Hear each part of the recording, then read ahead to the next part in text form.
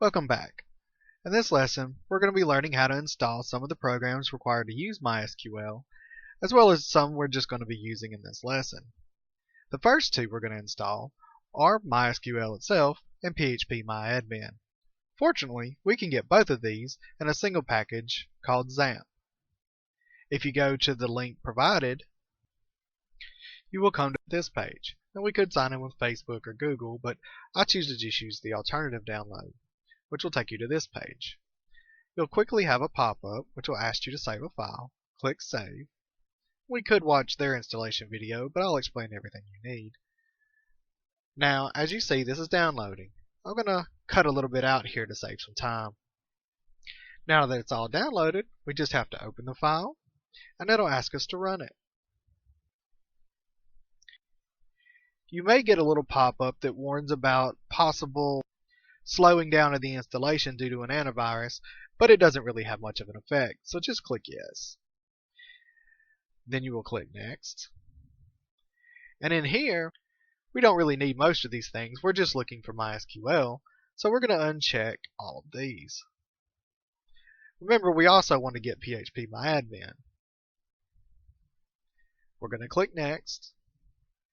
And you can select the installation folder. By default, it's just XAMPP. Don't have to click to learn anything more, so let's uncheck that. Now it's ready to install. Unpackaging.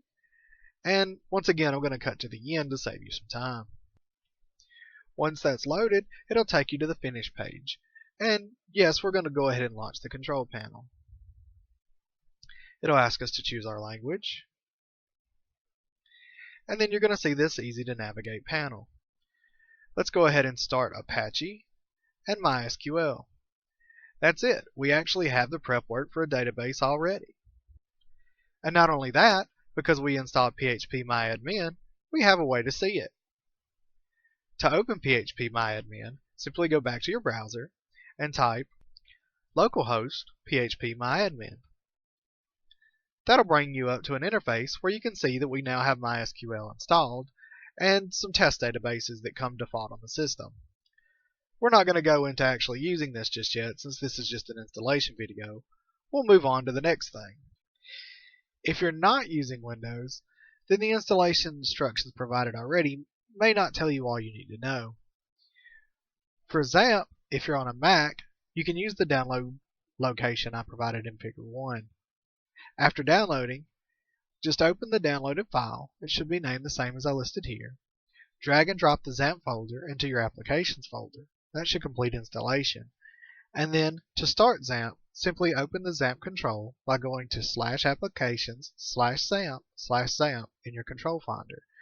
And from there, you can start Apache and MySQL. If you're on Linux, then you will need to use this location for download. After downloading, you're going to need to change your permissions on the file so that it can be executed. I've provided the command to do that here in Figure 2a. After that, run the installer. The command for that is in 3a. Once it's running, you can just follow the prompts to install. It should be just like the Windows version.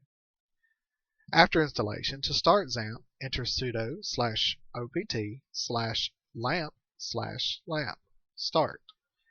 That'll load everything and should get you back where we were in the video. Speaking of videos, that's it for this one.